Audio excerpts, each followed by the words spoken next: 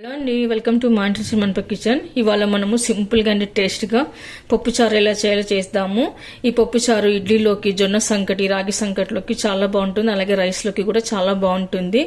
అయితే ఇక్కడ ముందుగానే నేను కందిపప్పు కడిగి నానేసి పెట్టుకున్నాను. 10 నిమిషాల ముందు నానేసి పెట్టుకున్నాను. ఇప్పుడు ఇందులోకి సన్నగా కట్ చేసి పెట్టుకున్న ఆనియన్ ముక్కలు వేసుకోవాలి.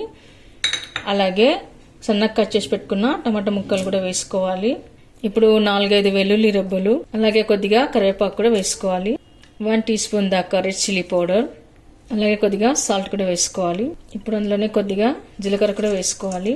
ఇప్పుడు పప్పు స్మూత్గా మెత్తగా ఉడకాలి కాబట్టి కొద్దిగా ఆయిల్ కూడా వేసుకోవాలి.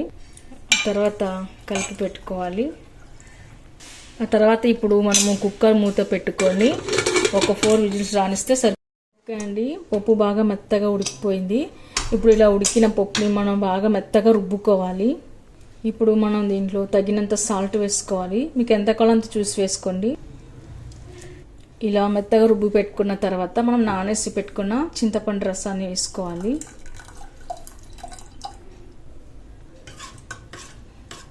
మీకు ఎంత పులుపు కావాలో అంత చూసి వేసుకోండి. ఇలా కలిపి పెట్టుకున్న తర్వాత మనం వాటర్ వేసుకోవాలి. ఇలా వాటర్ వేసి కలిపి పెట్టుకున్న తర్వాత మళ్ళొకసారి బాగా మరిగించాలి.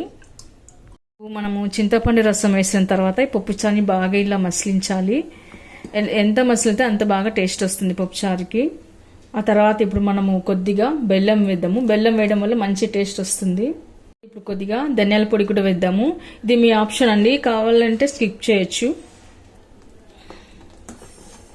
ఓకే అండి, ఇప్పుడు కాసేపు పక్కన దింపేసి మనం ఇప్పుడు తాలింపు వేసుకుందాము. అండి, తాలింపు కోసం 1 టేబుల్ స్పూన్ ఆయిల్ వేసుకున్న తర్వాత 4 వెల్లుల్లి రెబ్బలు వేసుకోవాలి. అలాగే ఆవాలు, జీలకర్ర పౌడర్ కూడా వేసుకోవాలి. 2 ఎండుమిర్చి వేసుకోవాలి. అలాగే కొద్దిగా కరివేపాకు వేసుకోవాలి. ఇప్పుడు మనం తాలింపుని పప్పుచారులోకి వేసుకుందాం. పోపు వేసి పెట్టుకున్న తర్వాత పైన కొద్దిగా కొత్తిమీర వేసుకుందాము. ఆ తర్వాత ఇప్పుడు దీన్ని మనం సర్వింగ్ బౌల్లోకి తీసుకుందాము. ఓకే అండి, ఈ పప్పుచారు వంట రాని వాళ్ళు కూడా చాలా ఈజీగా సింపుల్గా చేసేయచ్చు. టేస్ట్ కూడా చాలా బాగుంటుంది. మీరు కూడా ఒకసారి ట్రై చేయండి. మీకు ఎలా కుదిరిందో కామెంట్స్లో పెట్టండి, లైక్ చేయండి, షేర్ చేయండి.